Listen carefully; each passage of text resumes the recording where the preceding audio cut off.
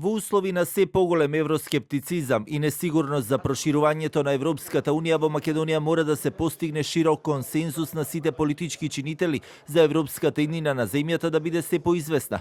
Високите представници на ЕУ во земјата, но и земјите членки велат свесни се дека се поголем евроскептицизмот за проширувањето, а средствата кои Македонија ги добива од Европската Унија уверуваат дека не се замена за членството, но и дека остануваат условите кои мора да се исполнат, како што се уставните измени, но и реформите и пресликувањето на европското право и законодавство со нашето, а сето тоа мора да иде преку законодавниот дом кој е клучното тело. Најважната е националниот консенсус. Сапочнувајќи со политичкото единство, не требува да се гледа како уште еден сет на услови, предуслови. Туку вистинскиот пристап е да се прифати како сет на алатки за реформи кои што Северна Македонија треба да ги спроведе и да има полза од нив. Треба да се води безпоштетна борба против корупцијата и организираниот криминал.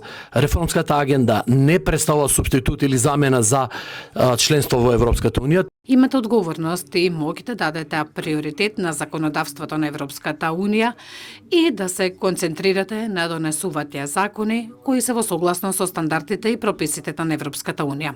И додека остануваат разликите по однос на уставните измени, представниците на политичките партии во законодавниот дом согласни се дека земјата нема друга алтернатива, освен да го продолжи патот кон ЕУ, а во пресрет на локалните избори не ја исклучуваат можноста дека процесот повторно ќе се политизира за партиски поентирања, но и дека ќе ги стави на тест институциите и нивните капацитети.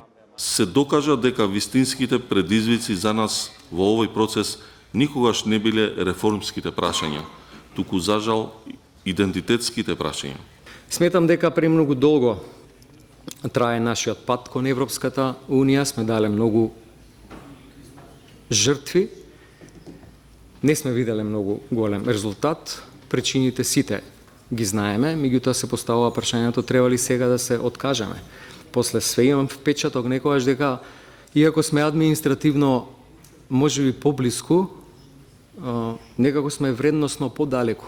Во следниот период ќе имаме забележително зголемување на критики заради критики.